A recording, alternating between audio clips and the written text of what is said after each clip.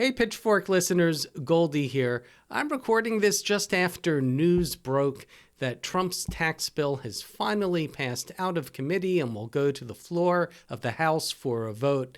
And, of course, it includes one of his campaign promises, big tax cuts for the very wealthy. So we thought this would be a good time to re-air an interview we had with Samantha Jacoby last year on the true cost of Trump's tax plan.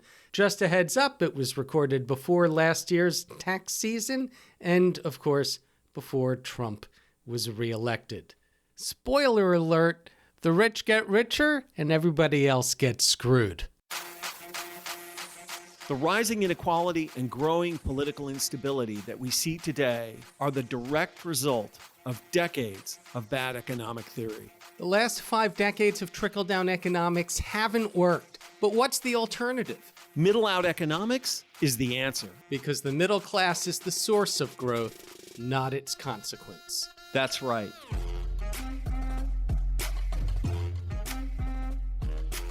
This is Pitchfork Economics with Nick Hanauer, a podcast about how to build the economy from the middle out. Welcome to the show.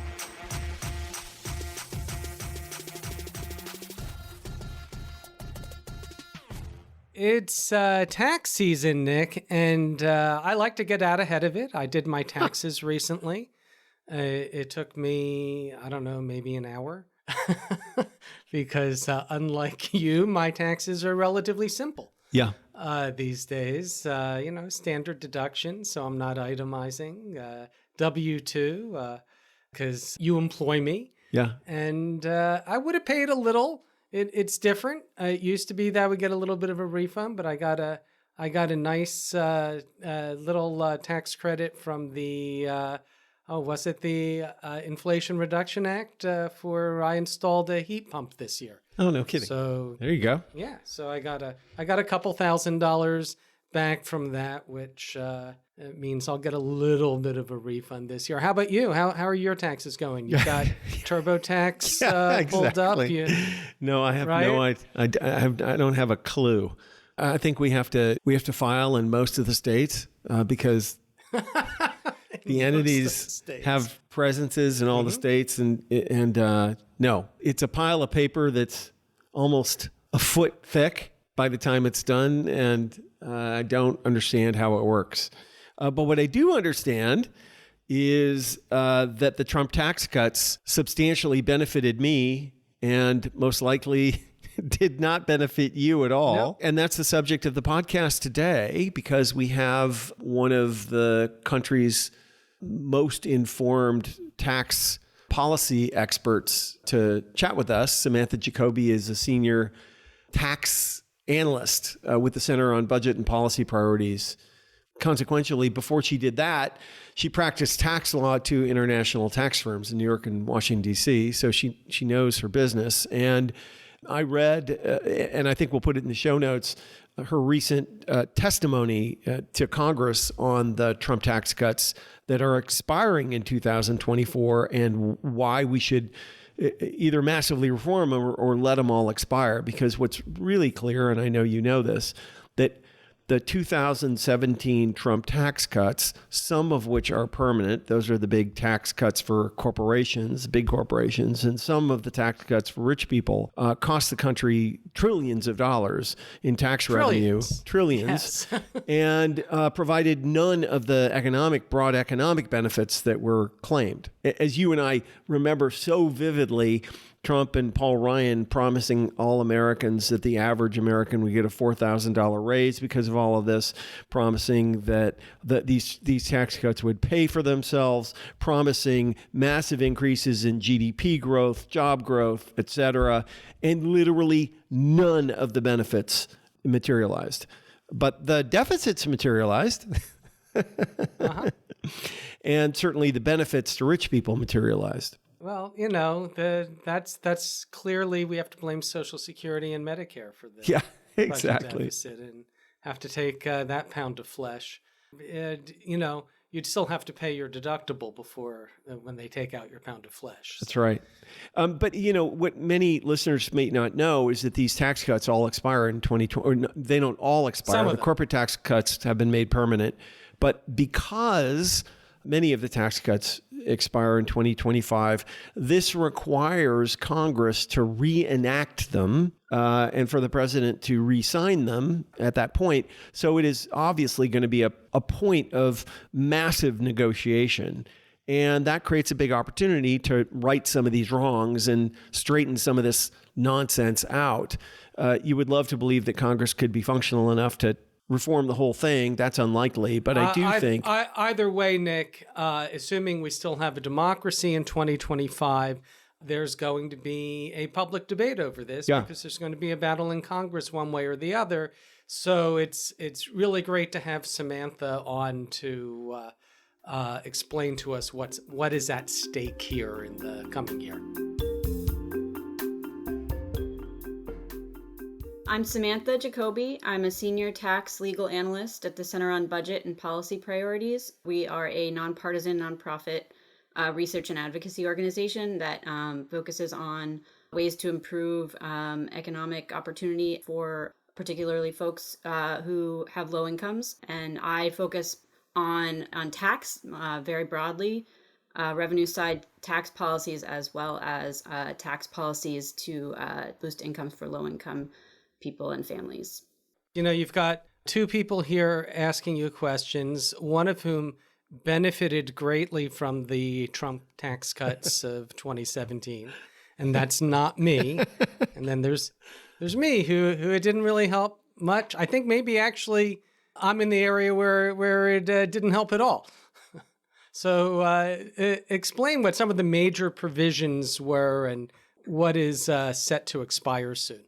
Yeah, so I think it's helpful to understand a little bit about how the 2017 tax law, it made permanent changes and it made changes that were temporary. So the things that were made permanent, the things that the law's authors prioritized were the law's big corporate tax cuts. Those are all permanent changes. They won't expire. The things that were made temporary were the changes affecting households.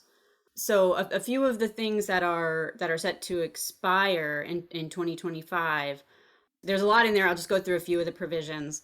The law cut individual tax rates sort of across the board, including the top tax rate that applies to people who have incomes over $600,000.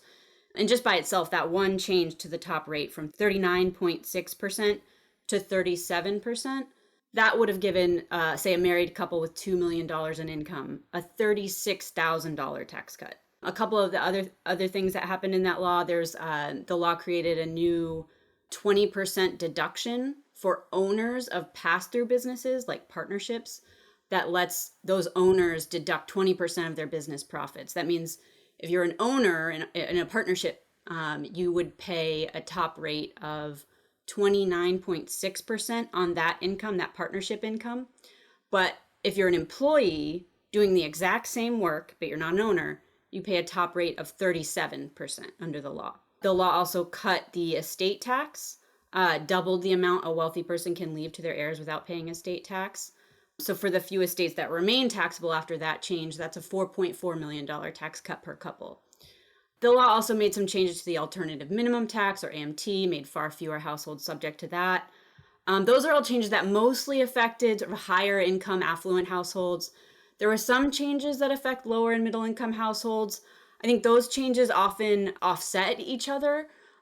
So some changes like increasing the standard deduction, increasing the child tax credit, those things benefited many families, but then other changes increased their taxes, with the end result sort of on net being modest tax cuts compared to very large tax cuts for those high income people.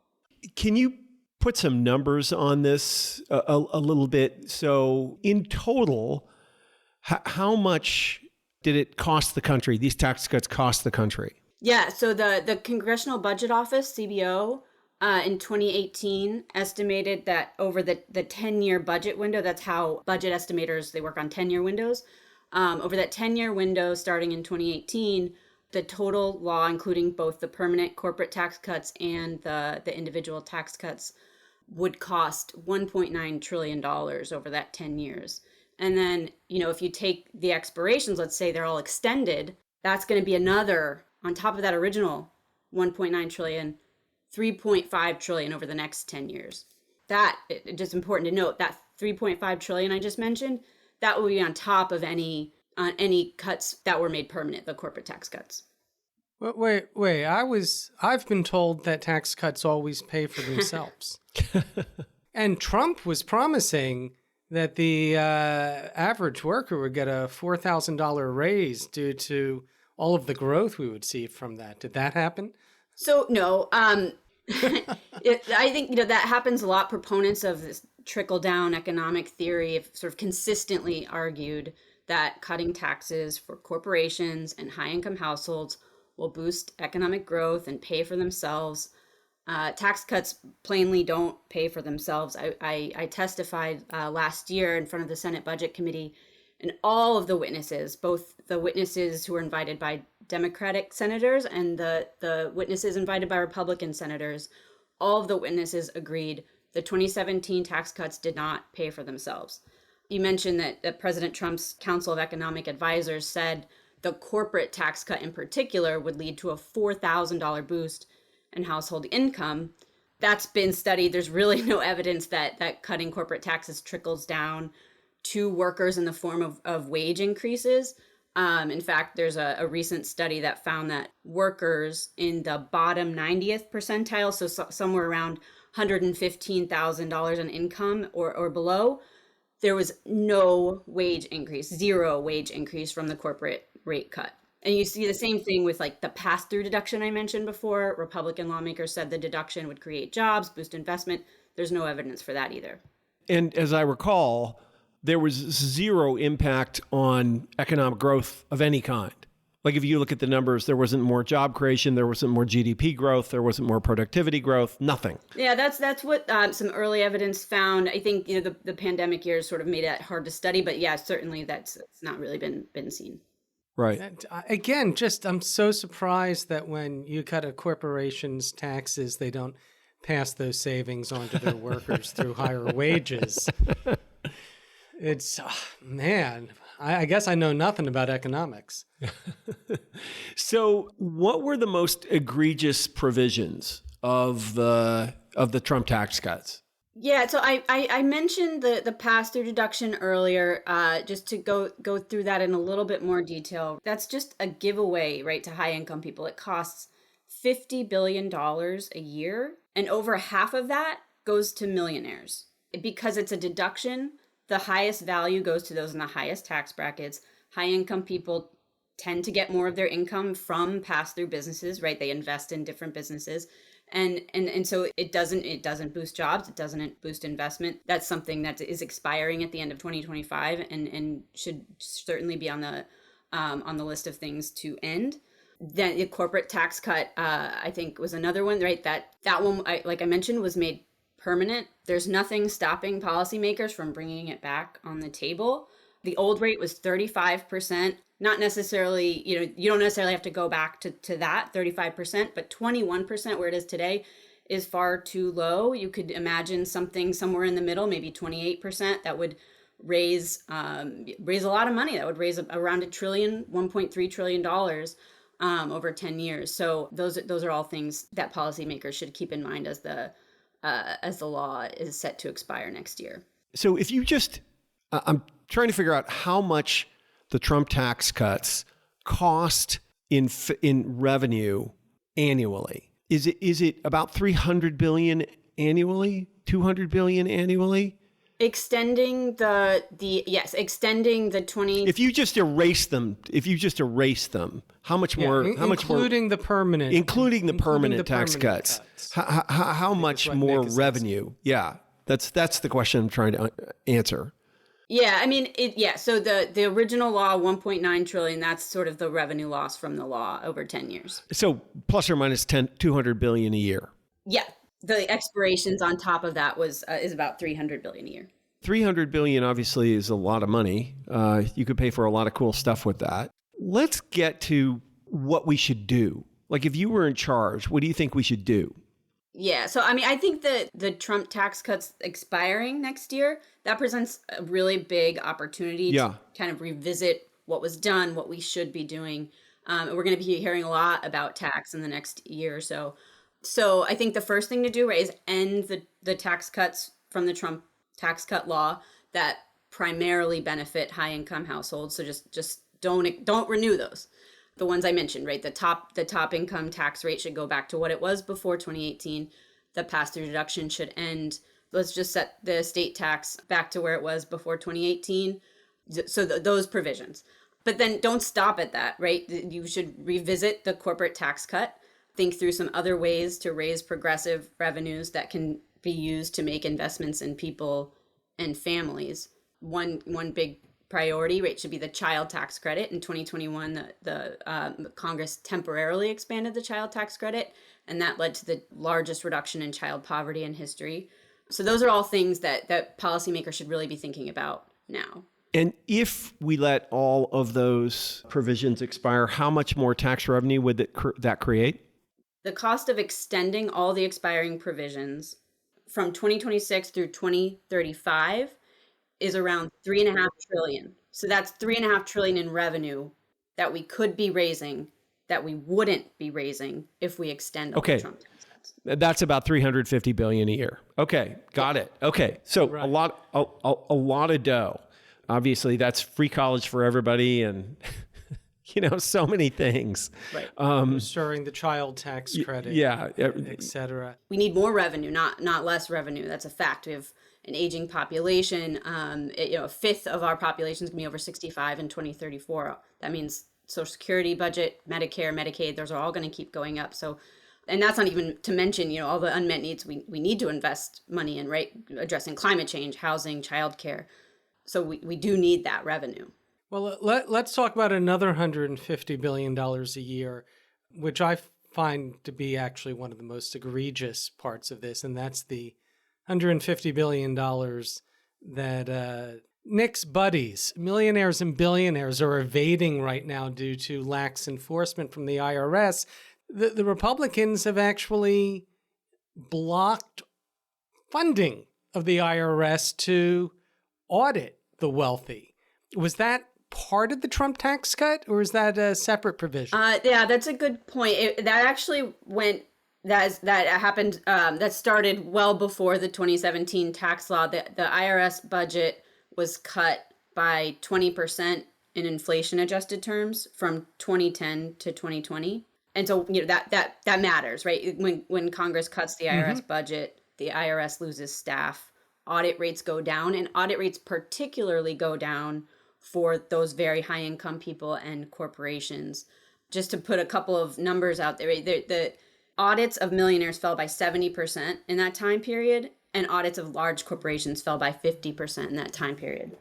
There are fewer revenue agents now, those sophisticated auditors that handle the complex returns of high income people. There are fewer of those revenue agents now than at any time since the early 1950s, right? And that's despite our economy being vastly larger now and vastly more complex.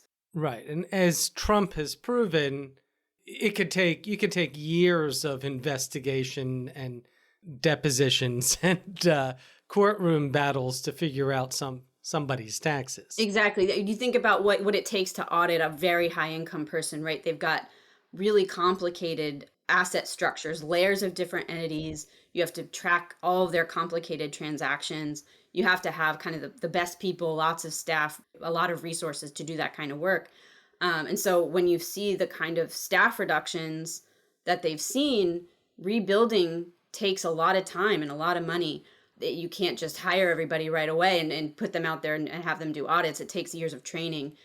So the Inflation Reduction Act from a couple of years ago started this process. It allocated $80 billion over 10 years to the IRS. That was a really big investment that would let the IRS start taking those long-term steps.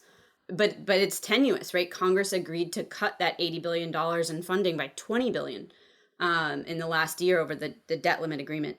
So, going forward, if we want to see the kind of increased revenue collections that we can see from IRS investment, like, just to take a step back, right? That's increasing revenue without raising taxes, right? But to do that, Right. policymakers have to prioritize making sure the IRS has enough funding on a permanent basis.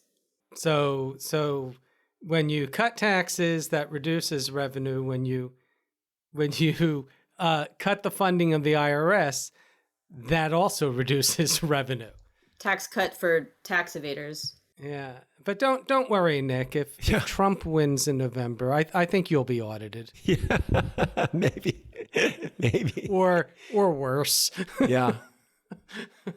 Is there an opportunity for substantive tax reform in 2025 as this stuff expires? Are there provisions for middle class people that should be extended? Samantha, if it was you, would you just let it all expire? Yeah, I think there are certainly things in the law that benefit low income and middle income people. I mentioned the child tax credit. That's a really big one.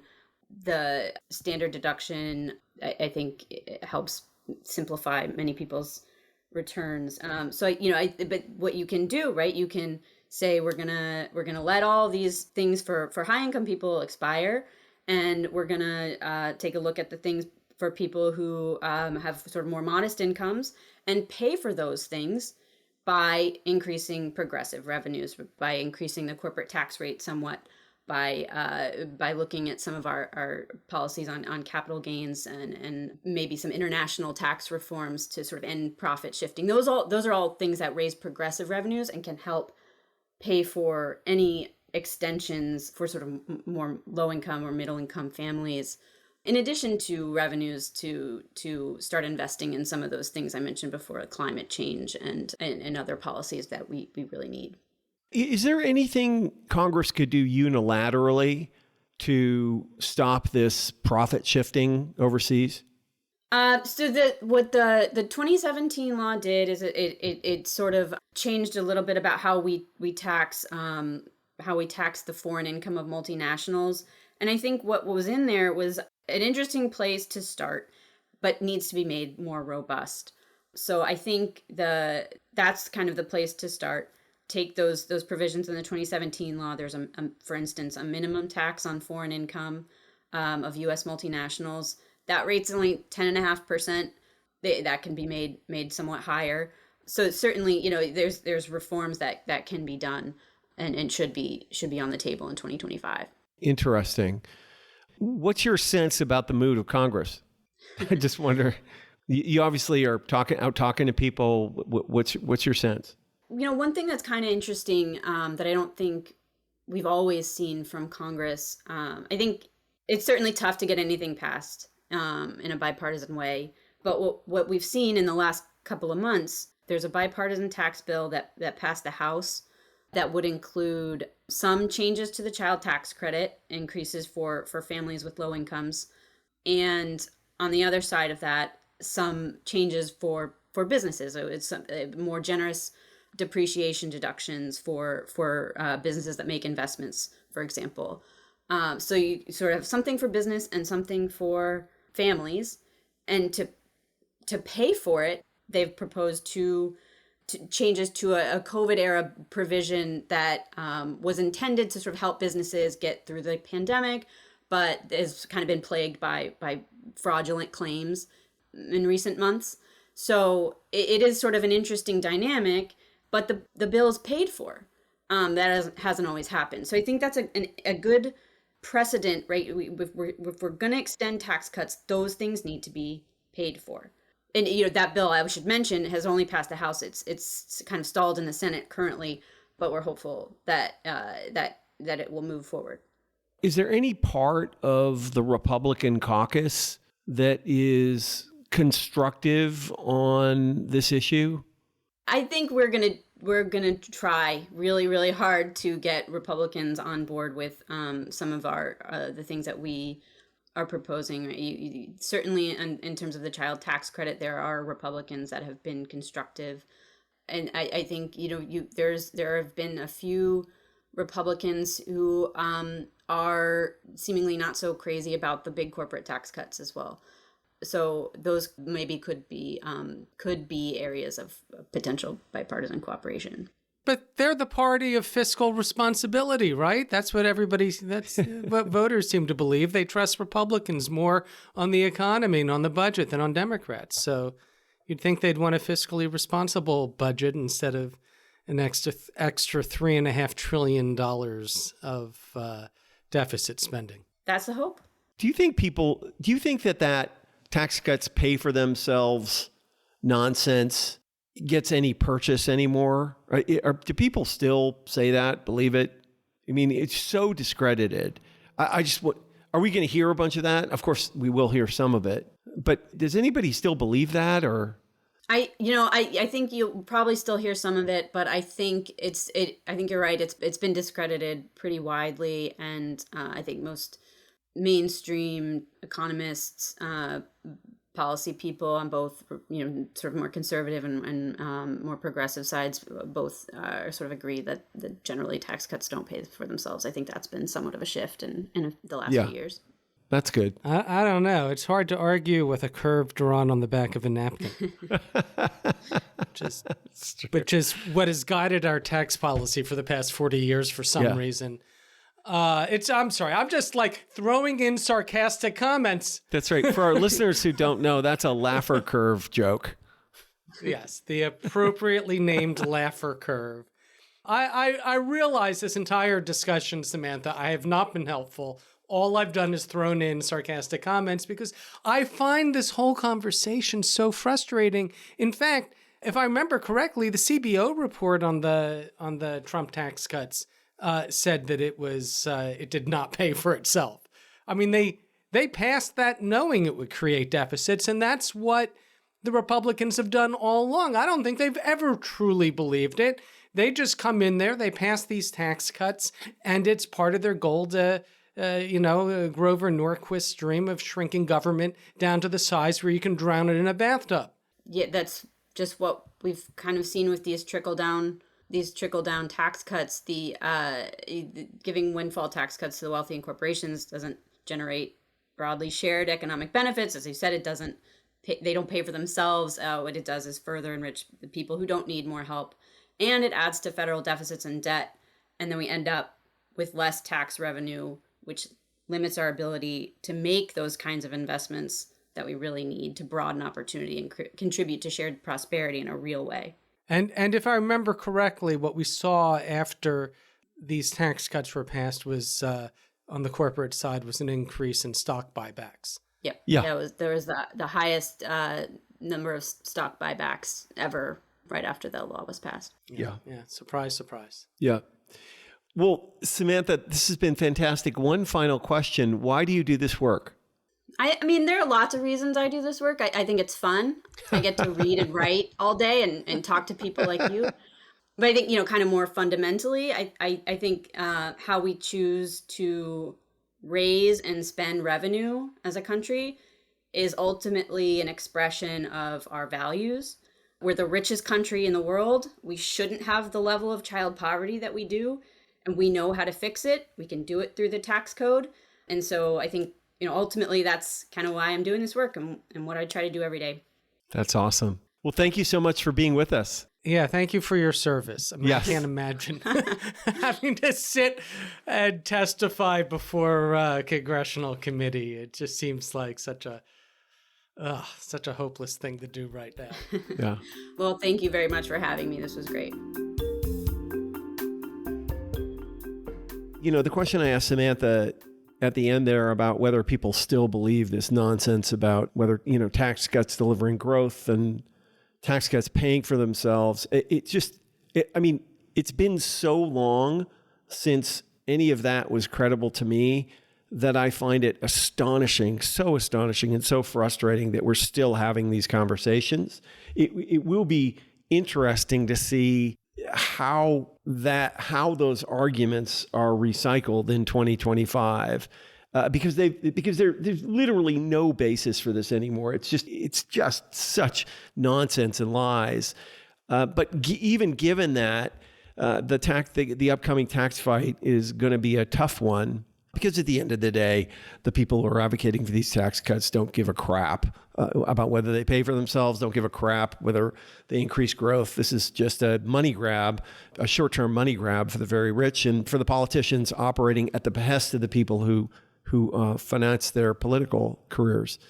I think it's worse than that, Nick. It's worse than just a money grab. I think this is a win-win for that side because on the one hand, it helps to enrich the rich. Most of these benefits, most of these tax cuts benefit the wealthy. But also what it does is it impoverishes the government's ability to provide the services that people want and need. That's right. And so what that does is it destroys confidence in government and faith in the government and further erodes our democratic institutions and norms, which is what the other side has been trying to do for the past 40, 50 years. Remember, this is, and I said it, I mentioned that Grover Norquist quip about wanting to shrink government to the size where you can drown in a bathtub. That's the goal of all this. I saw some study recently that showed that apart from the extraordinary one-time expenses of both the financial crash and COVID, where the federal government had to spend trillions to keep the economy from collapsing, and in COVID, oh my God, was it well spent? I mean, it really worked in terms of the misery it helped prevent. But apart from those one-time extraordinary expenses, our entire deficit is a consequence of the Bush and Trump tax cuts. That without the Bush, if you just eliminated the Bush and Trump tax cuts, we would not be in deficit. I mean, right now, we'd be raising more money than we were spending. Yeah. So incredible. When you hear the other side saying, oh, well, we need to do something about entitlements, those entitled people expecting the Social Security and Medicare that they've been taxed on for their entire lives. We got to cut that because, it's just too expensive. We can't afford this after we've got, $300 billion a year in tax cuts, mostly for the wealthy. This is the goal, is to essentially destroy our ability to govern. I have to say, Nick, I got into this 20 years ago as a state and local blogger, and I was always so incredibly frustrated by the impoverishment of the public debate on taxes because we only tend to debate one side of the equation. When we talk about every time the state would face a budget crisis, it was always, we have to cut spending. It's always about the spending side. How irresponsible the spending is, how we're spending too much on this or on that. And we never talk about the revenue side, but it's a budget, right? There's revenue and there's spending. And here we are again. So I don't know about you. You said you're hopeful for 2025? Well, I'm hopeful that we'll make some progress in 2025. Yeah. Well, first of all, we're hopeful that the Democrats will be in charge in 2025. So we can actually have a debate. And God, I'm hoping the Democrats, that if they are in control and they have a chance to do something about this, that they steel themselves to the usual trickle-down attacks. Yeah. Well, I mean, and one of the reasons I'm optimistic is that this group is the best we've had in a generation to do that. Not one policymaker in the Biden administration believes any of that nonsense. So I'm not worried about the Biden administration. I'm worried about the Democratic caucus. Yeah. And one final thing we did not talk about in this, Nick, which I think is really important, is how much these tax cuts, both the Bush and the Trump tax cuts, has exacerbated our crisis of economic inequality because it widens that gap, and how dangerous that is for our nation, for our democracy. And, it's something that on the one hand, the Trumpists push for these tax cuts that exacerbate inequality, and then they go and they try to exploit the anger that creates. And so if we want a functional democracy, we need a more equitable economy, and you don't get that from a tax system that is allowing that gap to grow. Yeah, absolutely. Well, one thing's for sure, we're not going to avoid the fight. We're not going to avoid this conversation. It's coming. Yeah. Again, assuming we still have a Congress in 2020. That's true. Who knows what will happen after this election? Again, if you want to read more from Samantha, we have provided a link to her congressional testimony in the show notes.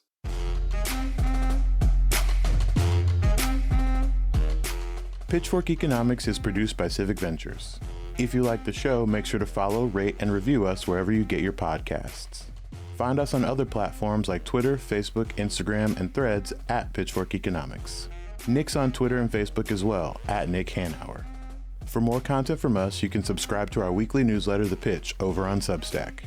And for links to everything we just mentioned, plus transcripts and more, visit our website, pitchforkeconomics.com. As always, from our team at Civic Ventures, thanks for listening. See you next week.